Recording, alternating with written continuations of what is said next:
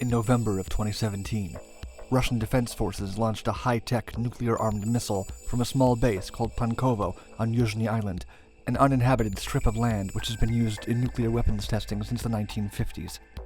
The launch was an early-phase test of the extremely powerful Burevestnik missile.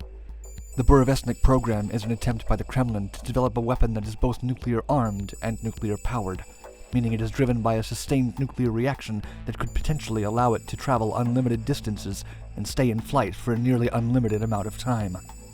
During the test launch, however, the missile only traveled for a brief 2 minutes before it lost directional control and was sent screaming out at the sky into the remote waters somewhere off the northern coast of Russia. After the missile splashed down, the Russian government lost track of its location, and search teams were unable to recover it intact or locate any possible debris. Given its short flight time, the radius that the missile could have traveled before crashing is limited.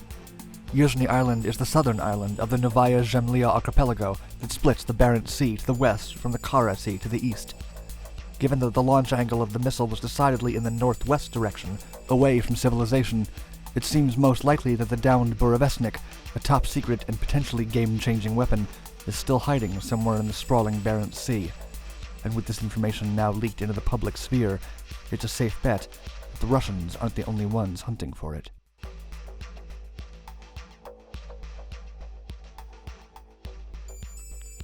The Burevestnik, or Storm Petrel, has been in development since the early 2000s, when its early designs were folded into an experimental weapons program. First announced by Russian President Vladimir Putin, the missile is said to include several new and innovative nuclear delivery systems. Most significantly, the Burevestnik utilizes a first-of-its-kind nuclear-powered engine which drives the missile via a sustained nuclear reaction. This is in stark contrast to the previous missiles of its class, which have been powered by turbofan engines and maxed out at distances below 1,000 miles. In theory, Burevestnik's new drive system would give it an unlimited range. With such a capability, the missile could be launched days or weeks before an intended strike, make multiple attempts at locating a target, and could tackle and adjust to any other number of unplanned scenarios. The launch from Yuzhny Island in November 2017 is thought to have been one of the first live tests of the Burevestnik. U.S. intelligence sources believe at least 4 more prototypes were also launched in the following months, but the November 2017 launch was the only test that was deemed successful. Putin himself gave it such a distinction, saying, quote, "The engine reached its design capacity and provided the necessary propulsion." Sources suggest that this indicates the nuclear engine had functioned properly before losing control. In all of the tests that followed, the missile's nuclear engine never properly engaged, and the flight time of the missiles was therefore much shorter. The quickest among them flew a mere 5 seconds before the missile lost control and crashed.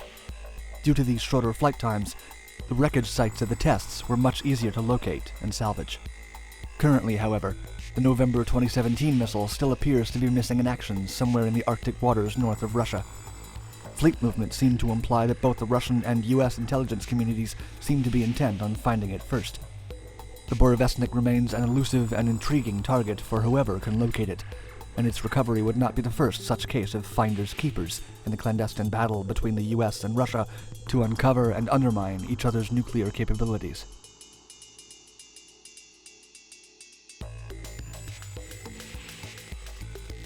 The Russian motive for putting significant effort into a recovery mission of the Burevestnik is clear. The missile is their equipment and contains top-secret technology. They likely have a stake in both recovering the wreckage to reverse engineer what went wrong, and, more crucially, in keeping competing world powers like the US from finding it first and doing the same thing. The Russian search effort so far has appeared to involve sending a fleet of military ships into the Barents Sea to locate and recover the missile. Because it's unknown what state the wreck site is in, it is believed that at least one of the ships would likely be specifically equipped to handle any radioactive material that may have leaked from the missile's nuclear core upon impact with the surface of the water. There are many notoriously high-tech and specially equipped Russian vessels that have been linked to possible recovery efforts.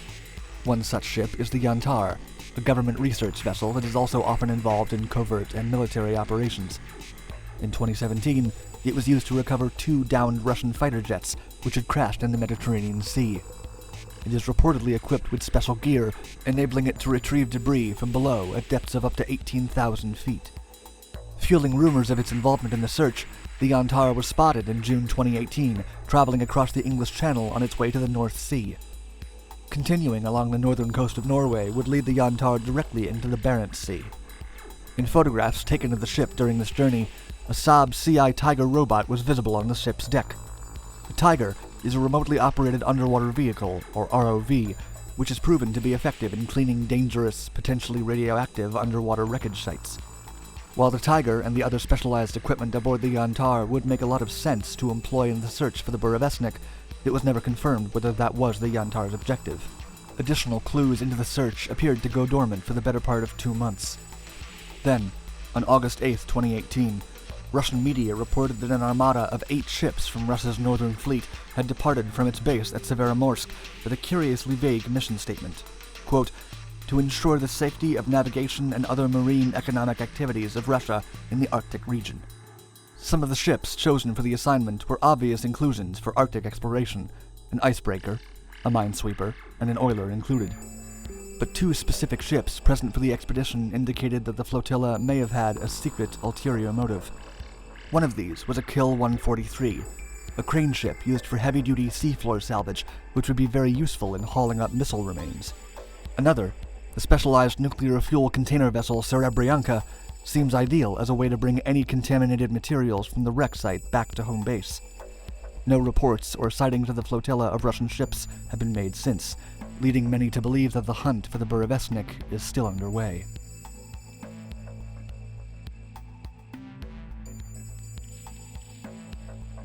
U.S. media picked up the story of the missing Burevestnik missile shortly after the suspicious Russian flotilla left base in August 2018. The head start the Russians had given themselves to find the missile before any competing interests had all but evaporated. It was reported in March of 2018 that the U.S. government had already been keeping a close eye on the test missiles being launched from Yuzhny Island. A source within the U.S. intelligence community cast doubts on Putin's assertions that several of the nuclear-powered weapons in development, including the Burevestnik, would be war-ready by 2020. The source said that, in fact, the missiles did not appear anywhere near operational from the tests they had observed.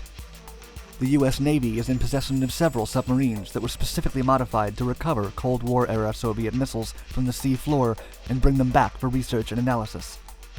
One such submarine is the USS Jimmy Carter, a state-of-the-art nuclear-powered Seawolf-class submarine first commissioned by the Navy in 1996.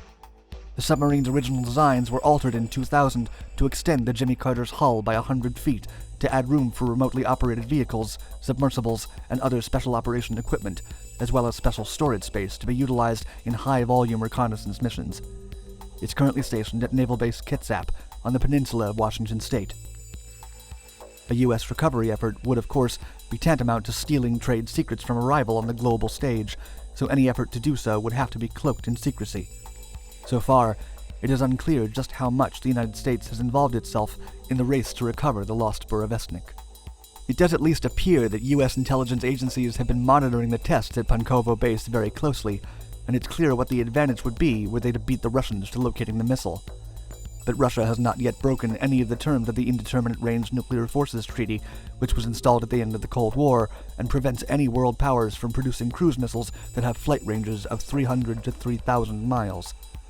Since the Burevestnik is nuclear-powered, and theoretically has an unlimited flight range, it is unclear how the INF would categorize it. It would almost certainly be deemed a breach of the treaty, except that the INF does allow the research and development of such weapons up to a point, a loophole that the U.S. is aware of and has consistently taken advantage of.